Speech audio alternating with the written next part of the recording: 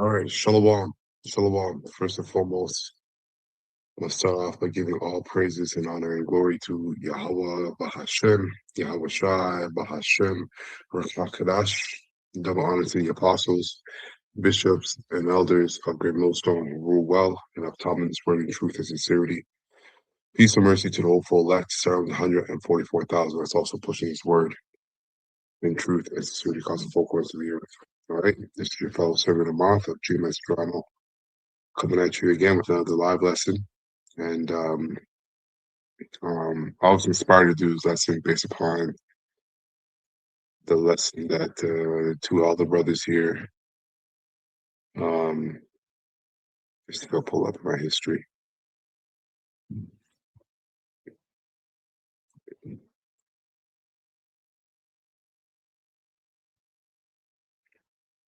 Right here.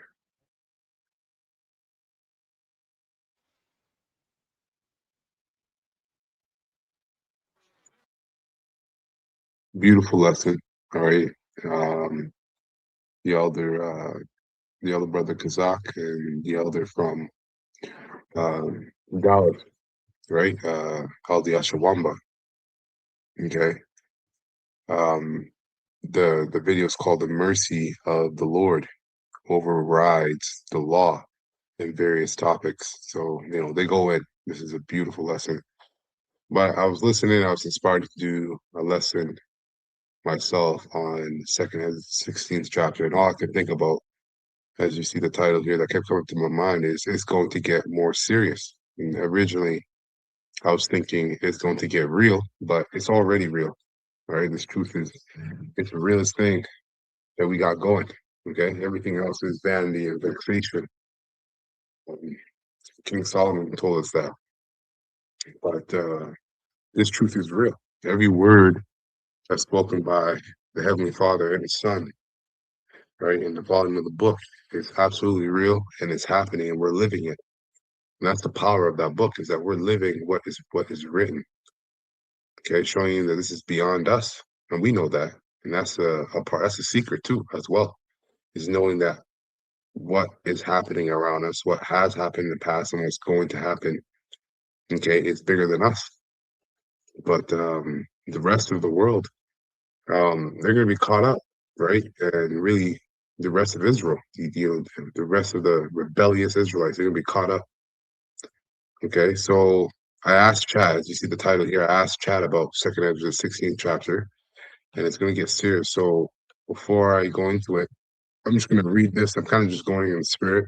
I'll have precepts already in my mind that I know I'll get to Yahweh as I was reading through this.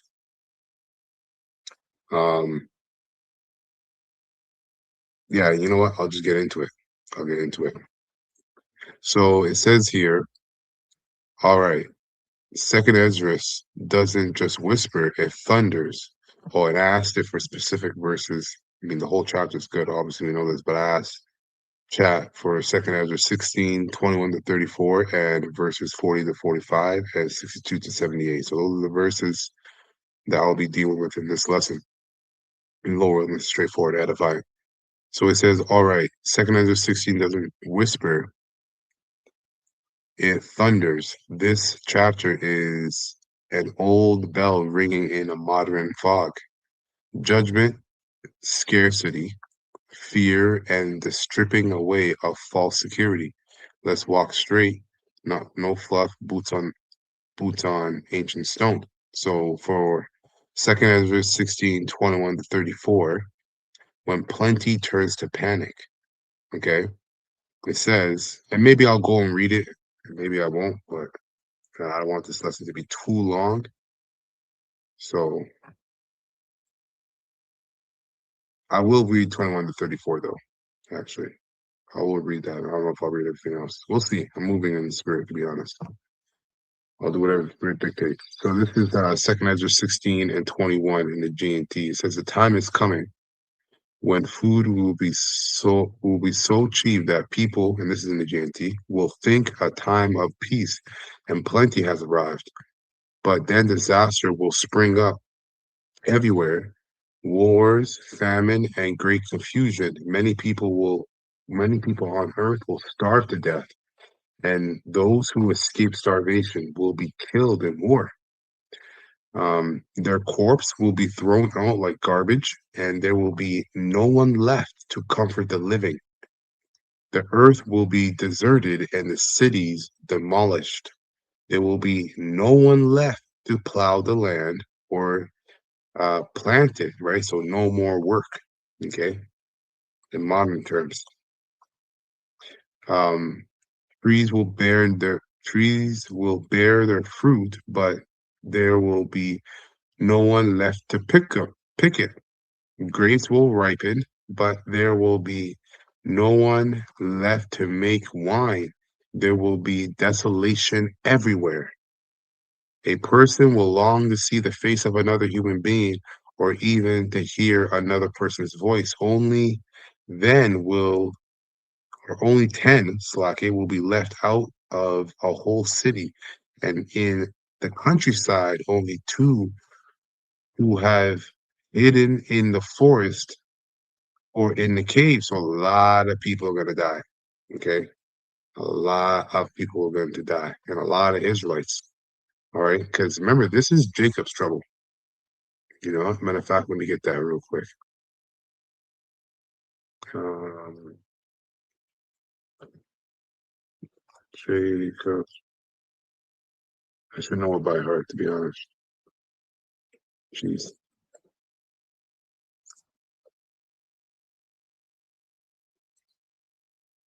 Okay. The Lord's dealing here. Jeremiah 37. I should know that by heart.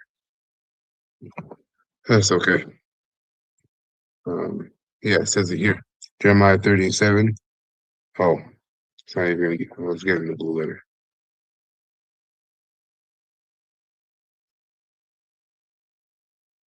So Jeremiah 30, okay, and 7. All right, we always read this. It says, Alas, for the day is great, so that none is like it. Okay, we have to really think about that because a part of what makes that day so great and no other day to be compared to it, and I mean the days of our previous persecutions and captivities like this one, is the technology, right? Remember, during the Maccabees, um, the Greeks they had to go searching in caves and all these different hiding spots that Jake was hiding in. But now this guy has drones; he can see through walls with his technology. So this is a whole different kind of situation that is going to befall the earth and really Israel, starting with Israel. Okay. So it says, Alas, for the day is great, so that none is like it. It is even the time of Jacob's trouble, right? Which is Israel. But he shall be saved out of it. The he that should be saved out of it is the elect, okay, of the nation of Israel. All right. NLT, it says, what? In all history, there has never been such a time of terror. You hear that? That's straightforward, man. In all history, there's never been such a time of terror. It will be a time of trouble for my people Israel. Yet in the end, they will be saved out of it. Okay. And again, that's the elect of the nation of Israel. Okay. So going back to Second Ezra 16 and 29. Okay, it says in the GNT, when an olive grove is harvest, there are four olive or slake.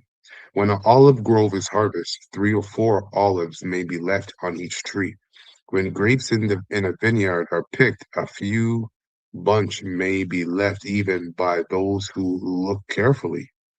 That is how it will be in those days. So very scarce, very, very, very scarce.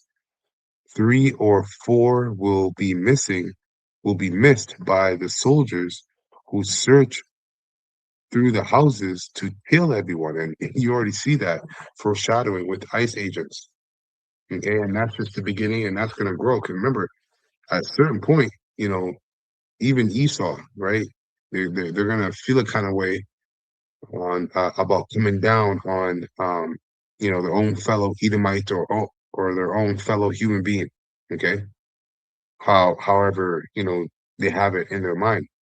Because this devil's going to use his bots, his drones, okay, his RoboCop, and so much more, right, that he hasn't revealed, right? Esau has done what he's done with the use of human beings. Okay, he's surpassed that in his mind. That's why he calls the masses useful or useless eaters. They were useful eaters for a bit. Now he sees uh, uh, damn near 90% of the population as useless eaters. So he's going to come down having great wrath because he knows he has a short time, which means he's going to kill a lot. The Lord's going to put the spirit on him to kill a lot of people, especially Israelites, because the Most High is pissed off with Israel, man. Okay? Let me get that. This is very, yeah, it's going to be even more serious than what we're witnessing right now, for sure. Okay? Amos 3 and 1, or yeah, 3 and 1. It says, hear this word, right? That the Lord Yahweh hath spoken against you, O children of Israel, against the whole family which I brought up from the land of Egypt, saying, only have I known you, only have I known of all the families, right?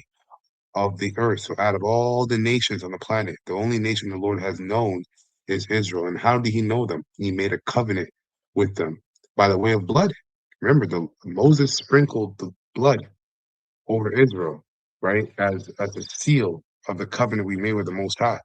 And that's likened to a marriage, right? What consummates a marriage between a man and a woman is really the blood, right? If he would go in and lay with her, right?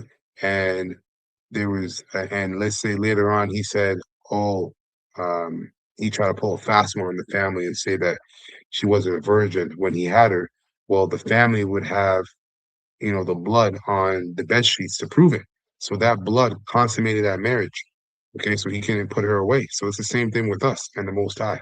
We made an agreement with him, okay, whether you believe it or not, thousands of years ago, and that was consummated through the sprinkling of blood.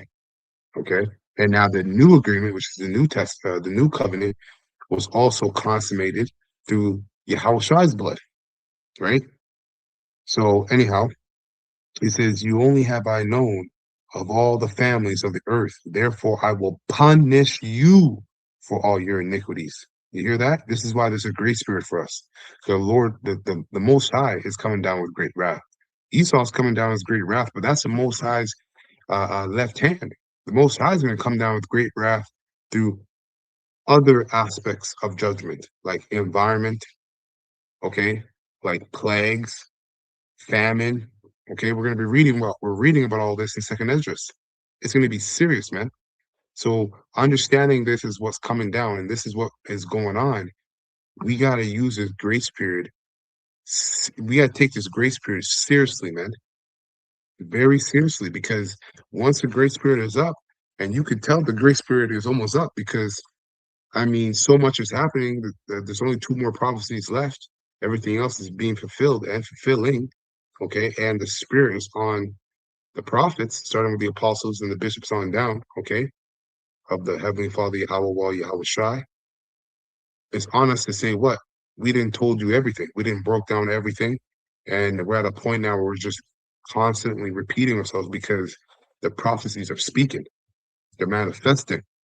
Okay, so there's more insight being given day in and day out as these prophecies manifest continually. So we're almost out of here.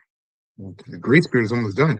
And getting to the point, slack it. But when the Lord says, okay, enough of the prophesying, boom, that's it. The grace period is done. That's why the prophets are out here. Because the Most High is using them as his mouthpiece, all right, through Yahweh Shai the Rakakadash, the Holy Spirit, to warn the nation of Israel. Okay. Okay.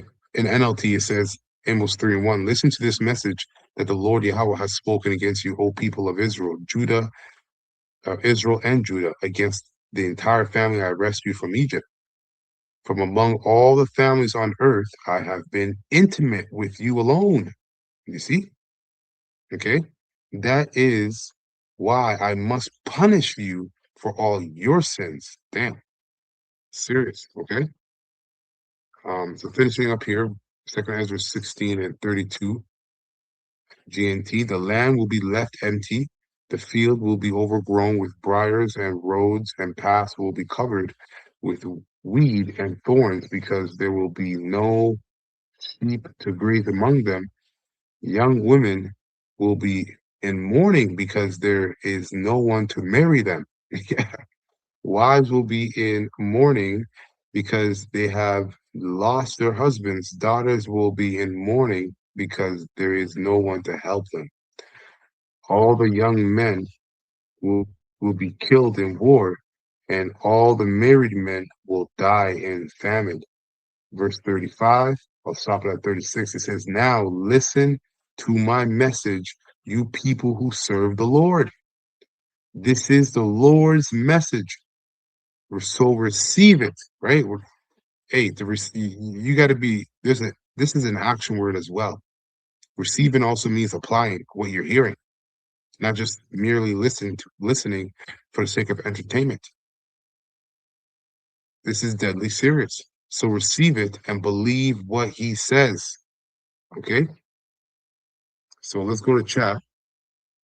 And it says here, Second Ezra 16 and 21 to 34, when plenty turns to panic, theme, sudden scarcity, and the collapse of comfort. These verses describe a world where abundance exists, but no one dares enjoys it. Food is present, yet fear starves the soul. Wealth, and because this is going to be a manufactured famine.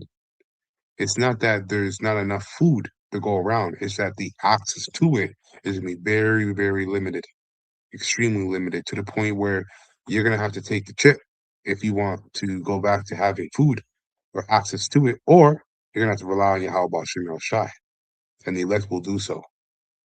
Wealth remains, but it can't buy safety. Yeah, that's right. Society still stands, but trust has evaporated.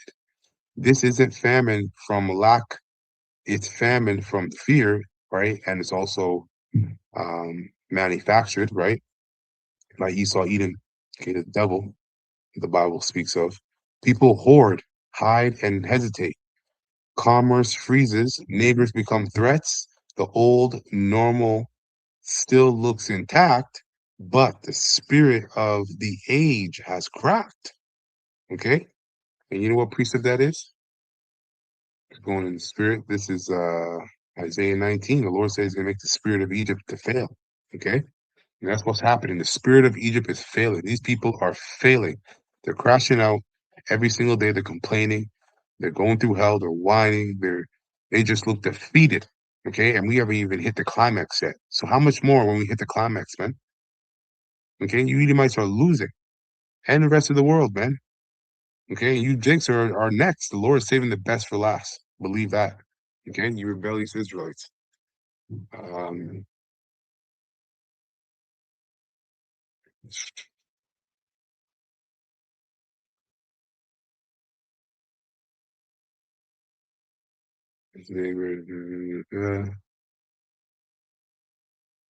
yeah. Okay. 20. Okay, I'll start at 2. This is Isaiah 19 and 2. It says, and I will set the Egyptian against the Egyptians, right? The modern day Egyptians are the Americans, okay? Spiritually, America is Egypt. It says, and they shall fight everyone against his neighbor, and everyone against his neighbor, city against city, kingdom against kingdom. So this is going to be global. It's going to be worldwide. As we're already witnessing. You're seeing it throughout Europe, other various parts of the earth. It's just we're now watching it happen in America too, but it just hasn't hit the climax, and it's about to hit the climax very soon, man. Very, very soon. Okay, you can feel it and you can see it. And the spirit of Egypt shall fail, you see, in the midst thereof, and I will destroy the counsel thereof, and they shall seek to the idols and to the charmers and to them that have familiar spirits and to the wizards, right, which are all the different spiritual leaders all right, that our people Israel cling to, right? From Islam to Catholicism, right? Catholics to I can never say that word right. Catholicism, whatever. Catholicism. Anyways, from Catholics to the modern day Christians to being a black Hebrew Israelite instead of just being a Hebrew Israelite, all of it, all the different spiritual leaders and religions that our people cling to, it's all going to fail. They're not going to have answers, all right, as to how to get out of what the Lord is bringing. Okay, so when we go back to chat, it says what? This isn't famine from lack, it's famine from fear. People hoard, hide, and hesitate. Commerce freezes. Neighbors become threats. The old norm still looks intact, but the spirit of the age has cracked. Okay. It says, forewarning, when fear rules, even blessings rot in the hand. Yeah. Okay. That's the key. You have to have faith. Okay. The Most High is not going to protect anybody who doesn't have faith in Him and His Son through His Son. Ezra is showing that judgment often begins psychologically before it becomes physical. Panic precedes collapse. Order dies first in the mind. Yeah. These people are going to crash out. And you see these people crashing out already. These people are crash test dummies, man. Times infinity right now. Yeah, people driving and then just driving off the ramp, off the overpass into the other side of the street. Like it just people just crashing out, man. You walk into downtown Toronto, minding your own business, literally not saying a word. Someone just run up on you and just, joke you with a couple of needles or stab you up and then run away. And this is just the beginning. This is just the beginning. Okay. So people are crashing out for real. Anyways, it says here, 2nd Ezra 16:25-30. Lawlessness as a symptom, not the disease. It says, and really and truly, lawlessness is the disease because that's what leads to sin. Okay, well, I guess you could say lawlessness is a symptom of the disease, which is sin. So it says theme breakdown of moral restraint. Yeah, no one helps his neighbor. Friends turn on friends. Authority is de- despised. Violence rises because conscience has fallen. This isn't chaos from anarchy, it's chaos from self preservation without, it says God here, but we know it's Yahweh. When survival becomes the highest good, mercy becomes expendable. Yeah, that's true. People are not going to give a shit about mercy towards one another when survival, all right, is the most important thing. It's surviving. That's what it's going to be like. Okay, it says hard truth. Remove remove Yahweh Shema Shai, and morality doesn't evolve. It evaporates. Exactly. And that's what this kingdom represents, a complete depravity of spiritual morality. And that has spread out throughout the four corners of the earth, through the mother of all harlots, which is America, Babylon the Great. Okay. So a precept came to my mind. What is that? Second love of many.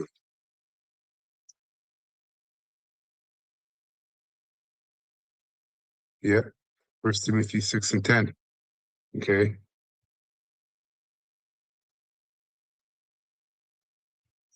Damn. See, this is beautiful. That's a spirit, man. Call out Yahweh Shema Shai preserve.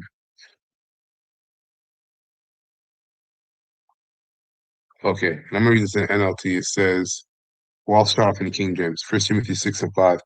Preserve disputing, perverse disputing of men of corrupt minds and destitute of the truth, supposing that gain is godliness. That's a lot of Israelites, okay? There's a lot of Israelites that are like this. They're in this state, okay? From such withdraw thyself, okay? Yeah, you don't want to be caught up beside a 2/3 when he's about to receive judgment. Okay, Yahweh wraps us up of the whole full left. It says, verse 6, but godliness with contempt is great gain. Okay, godliness with contempt is great gain. NLT from verse 5, it says, these people always cause trouble. Their minds are corrupt and they have turned their backs on the truth.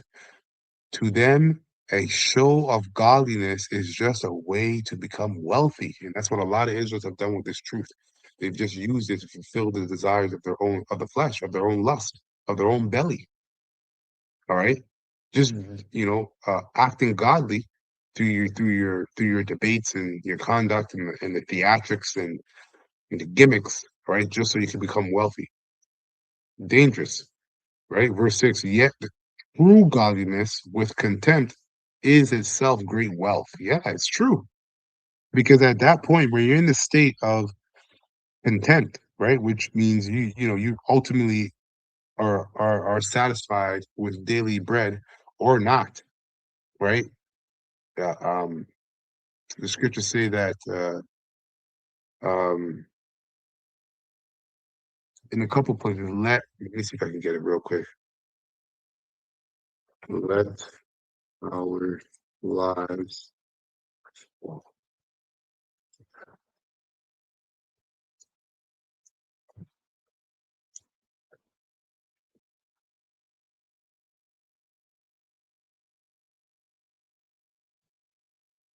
and great strength. Okay, that's a good one. This is just to get to my point because this is what the scriptures say. What was that? Second Samuel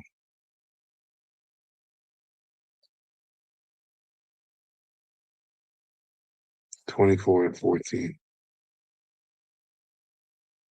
Okay, so back here in Timothy, right? I was saying this is this state, but godliness with contempt is great gain. Okay. NLT, um, First Timothy 6 and 6. Yet true godliness with contempt is itself great wealth. Yes. And I was going into daily bread, right? Now let's look up the word content and I'm gonna get that precept. Because again, like I was saying, you have to be okay with daily bread or not. Because at the end of the day, our lives fall into the hands of the Lord, Yahweh Bashem El Shai, right?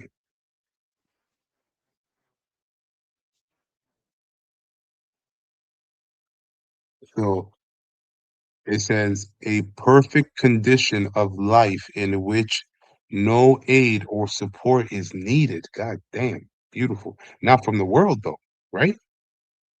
We're not in need or in want of aid or support, okay, from this world. Yeah, we still are on the grid, but we're coming to a time where we're going to be completely off the grid, separated from Babylon the Great, because we grew up being attached to get this system.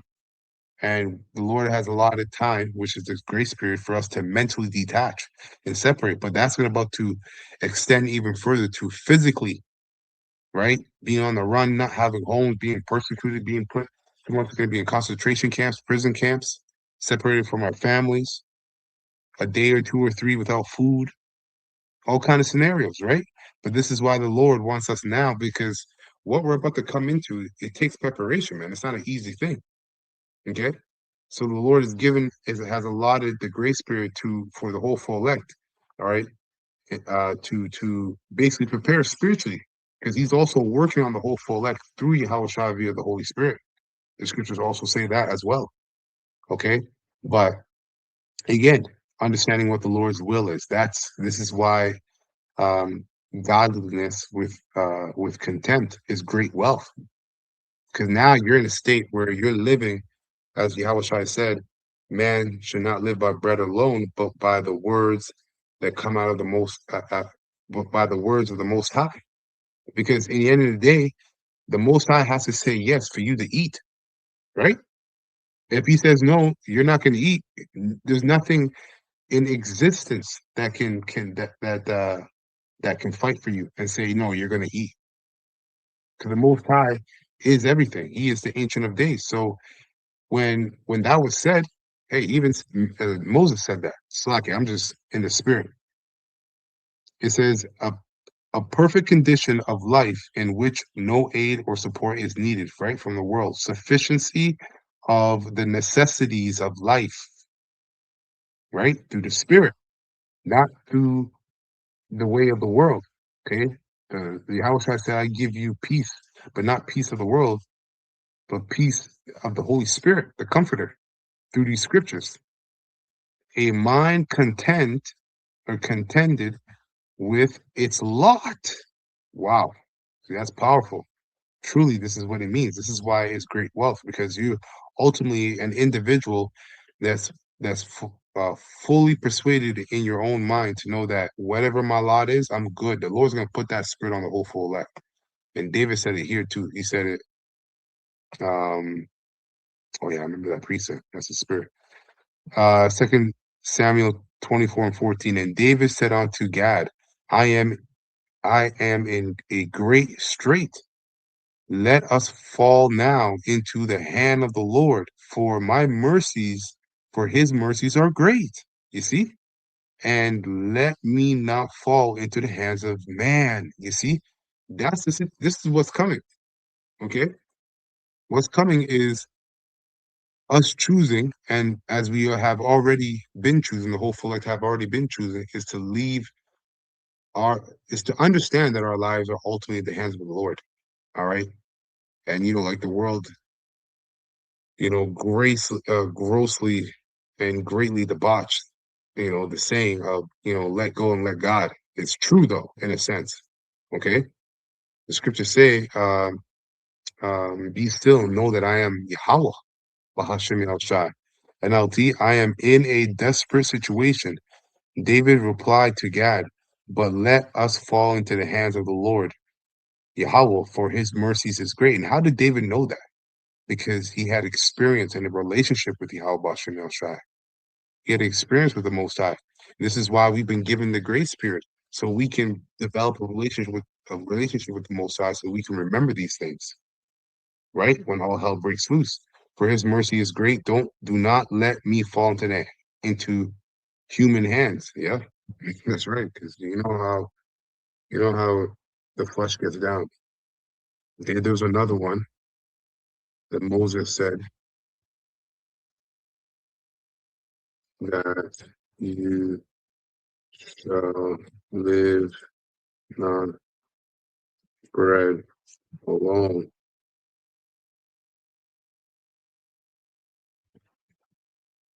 Moses. Yes, Deuteronomy. So this is a good one too. Deuteronomy 8:3. I was listening to this the other day.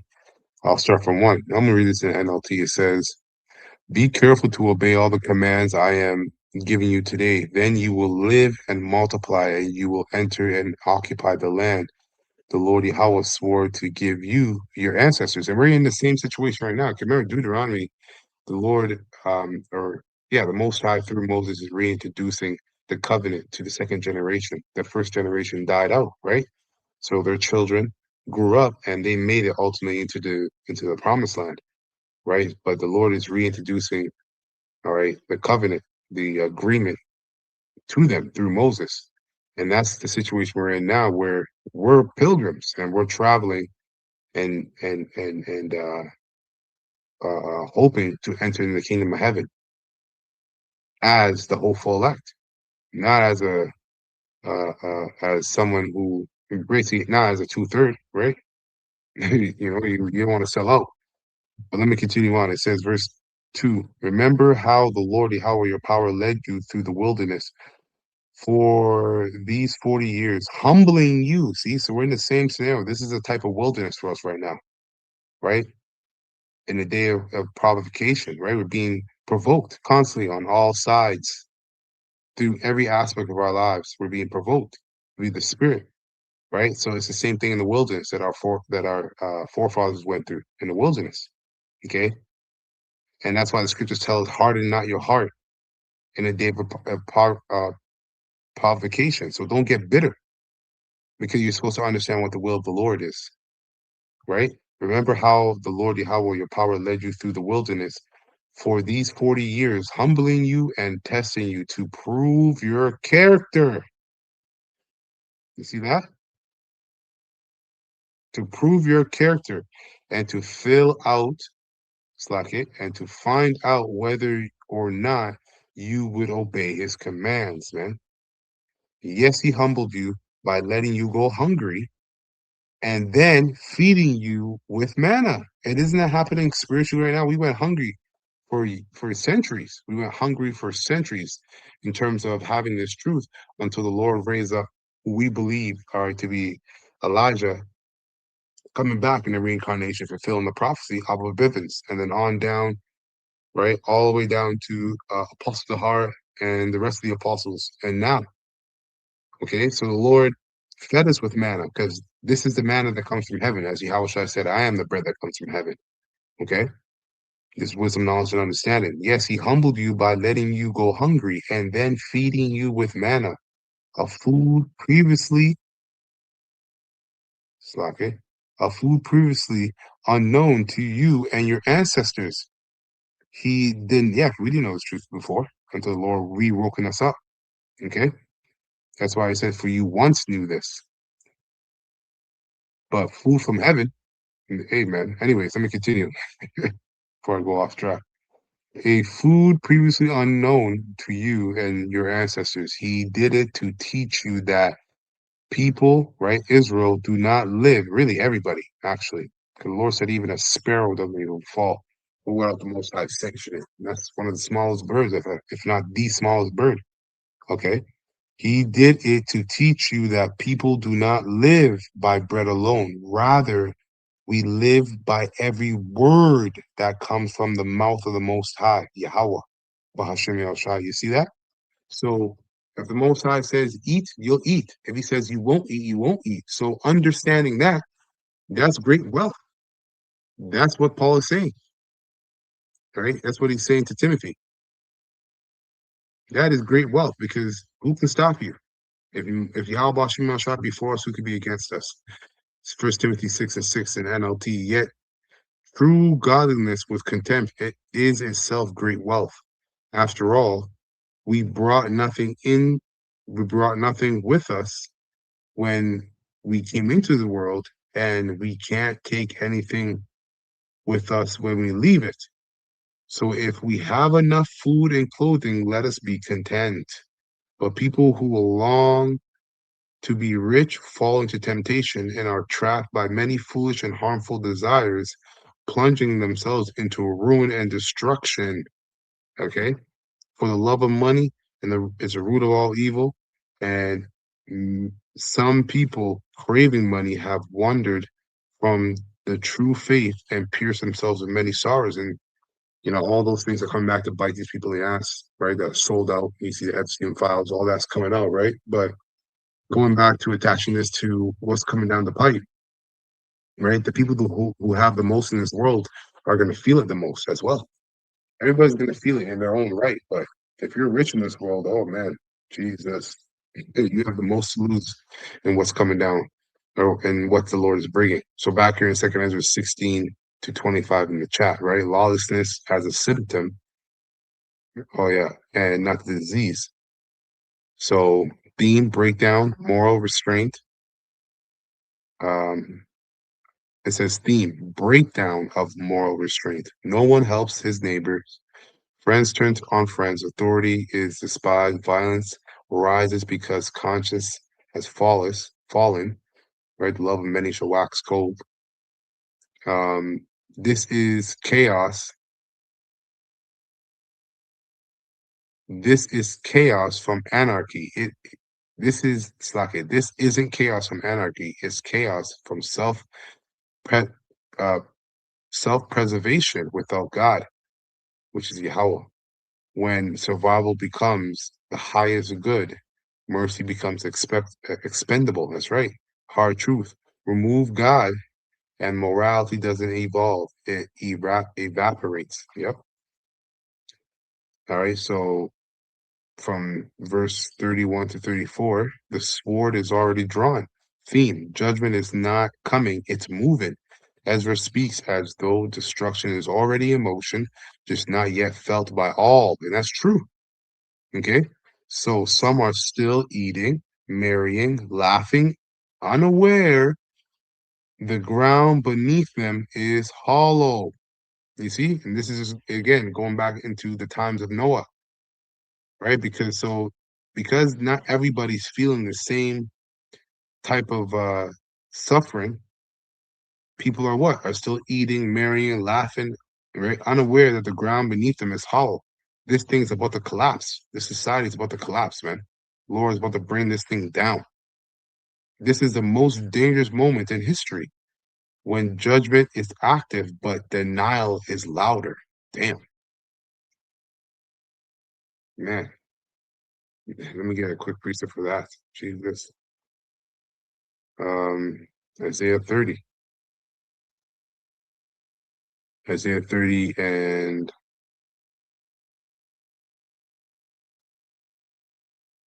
30. I'll start at 7.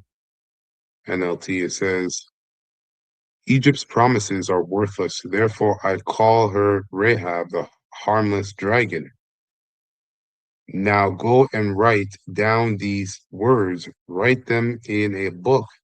They will stand until the end of time as a witness that these people are stubborn rebels who refuse to pay attention to the Lord's instructions. Okay? They tell the seers, stop seeing visions. They tell the prophets, don't tell us what is right. Tell us nice things. Tell us lies. Forget all this gloom, right? We're talking about Jacob's trouble constantly, right? And the mark of the beast and the destruction of this place. But we also talk about salvation.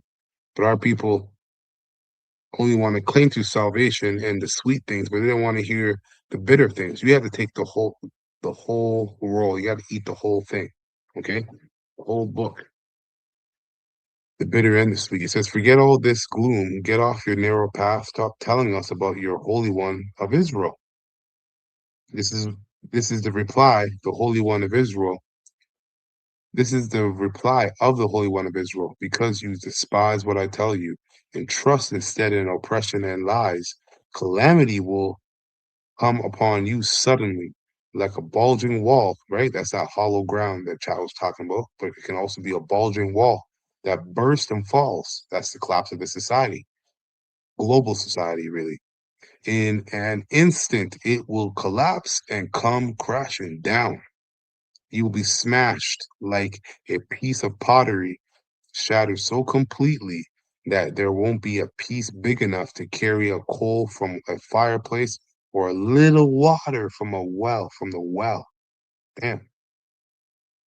So the Lord is gonna bring heavy judgment, man. Jesus Christ. It's gonna be crazy. Um, you know, and I use that name in vain. I'll never use the Lord's name in vain, right? But I use that name in vain because it's a false name, right? It's the name of an idol.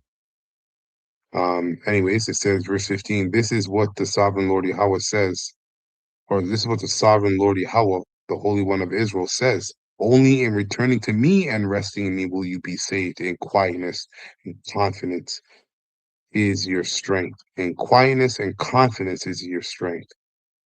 So only in returning to me, right, through Yahweh Shai, the Most High, only returning to the Most High through Yahweh Shai, and resting in me, okay, building that relationship through faith, building up our faith, okay, through the Rakakadash, which is the comfort, will you be saved. In quietness and confidence is your strength, but you would have none of it. You said, no, we will get our help from Egypt. They will give us swift horses for riding into battle.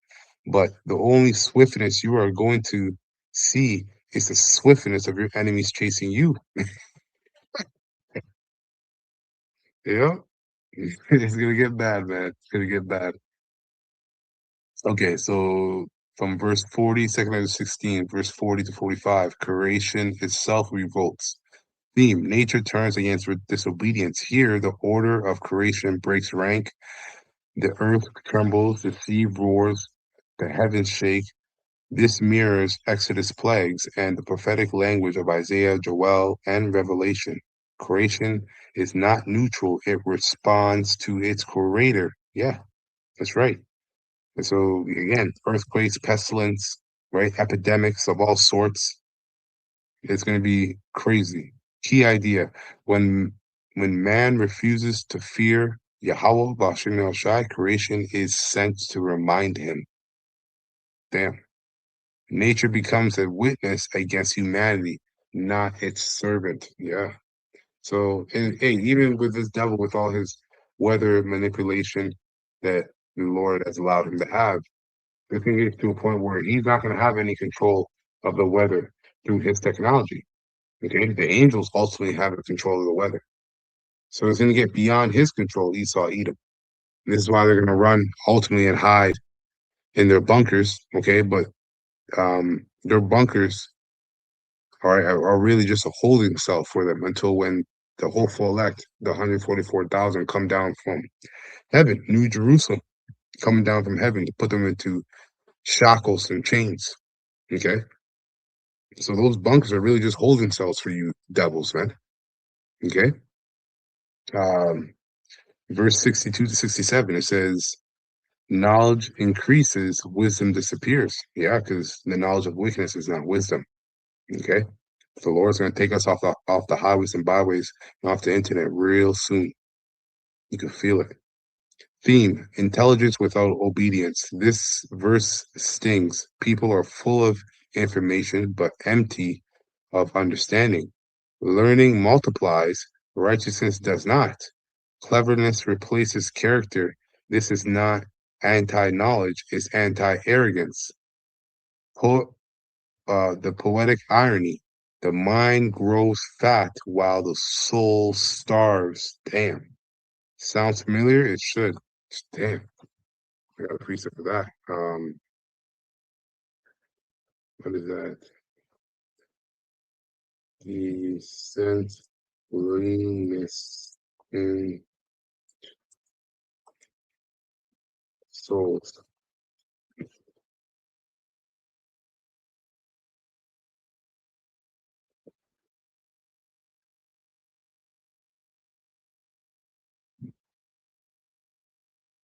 Oh,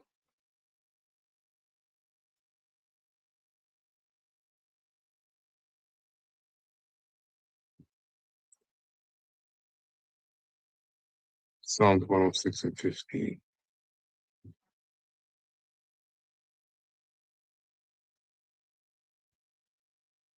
So Psalms 106 and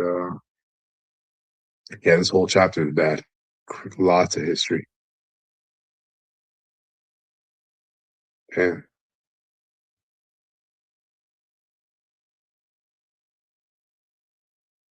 Let me get let me get this in the NLT.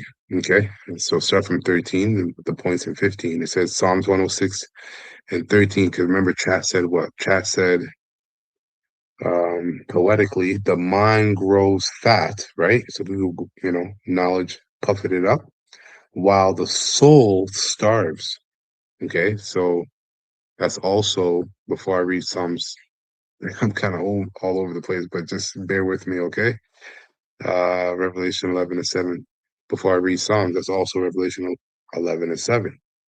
As he says, what then? Israel has not obtained that which he seeketh for, but the election have obtained it, and the rest were blinded, right? So the when we go to uh, Psalms 106, it says what?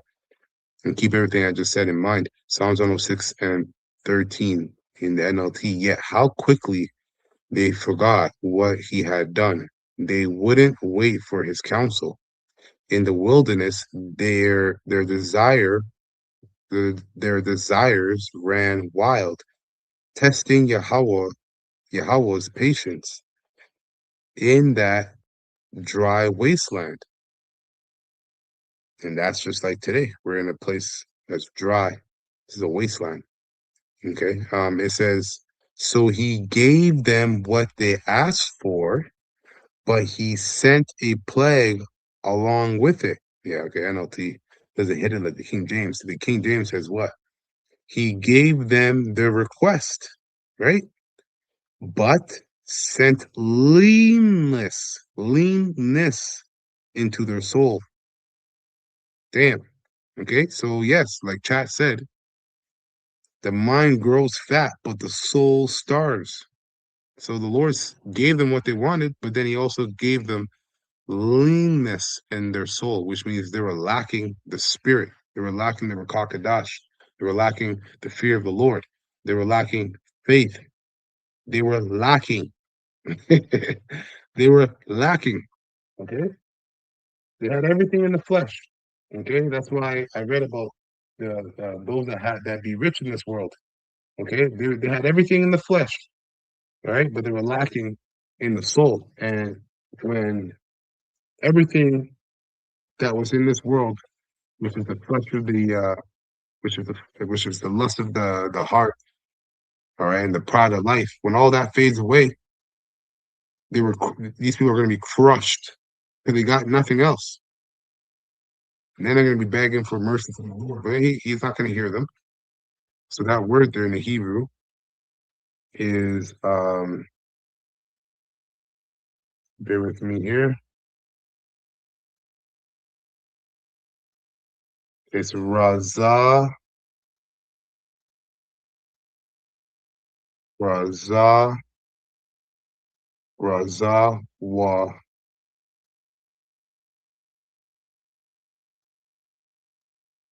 Okay, Razah Wan, Razah Wan.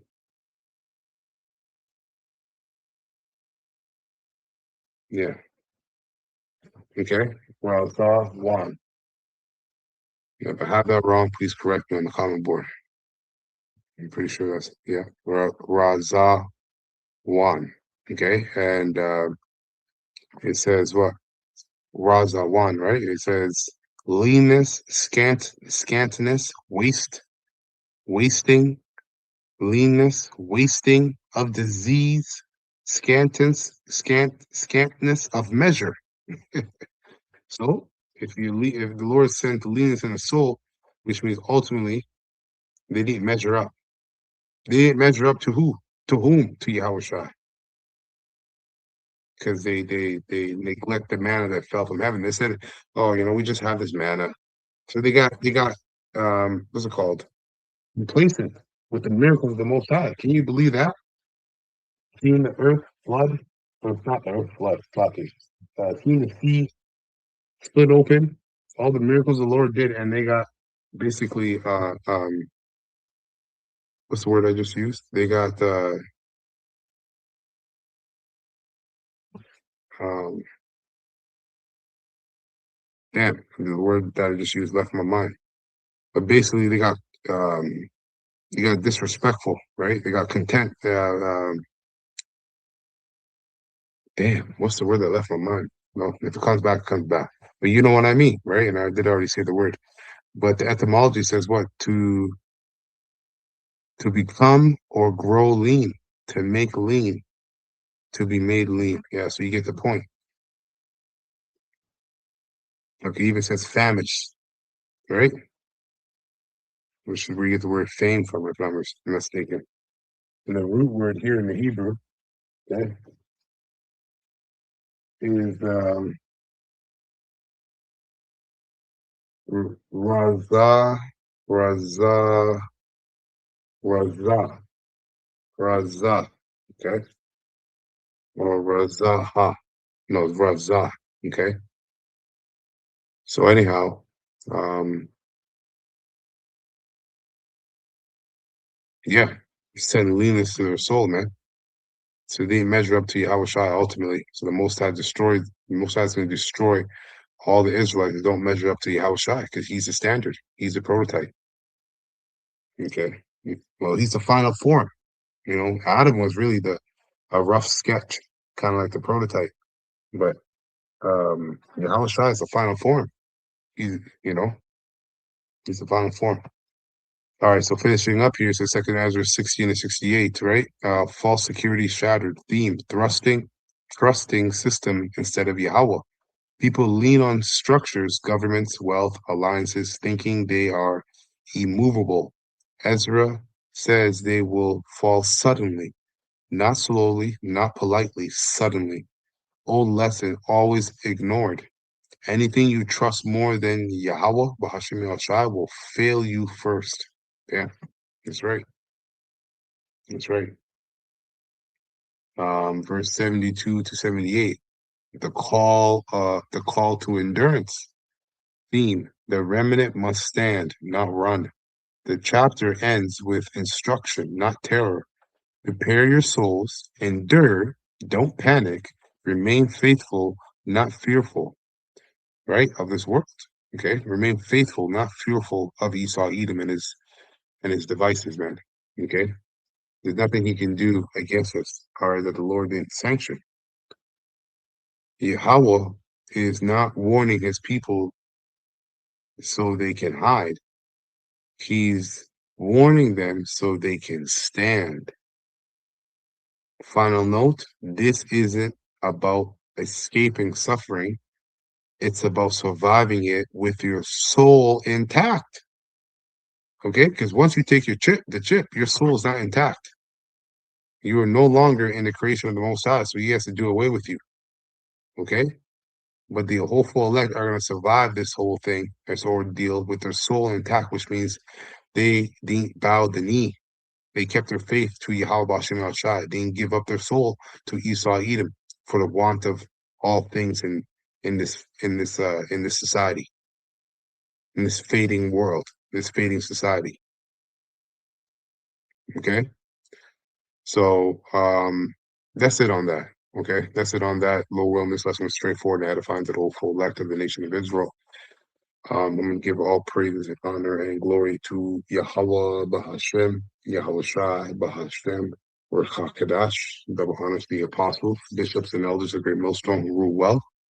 And I've taught them this word in truth and sincerity.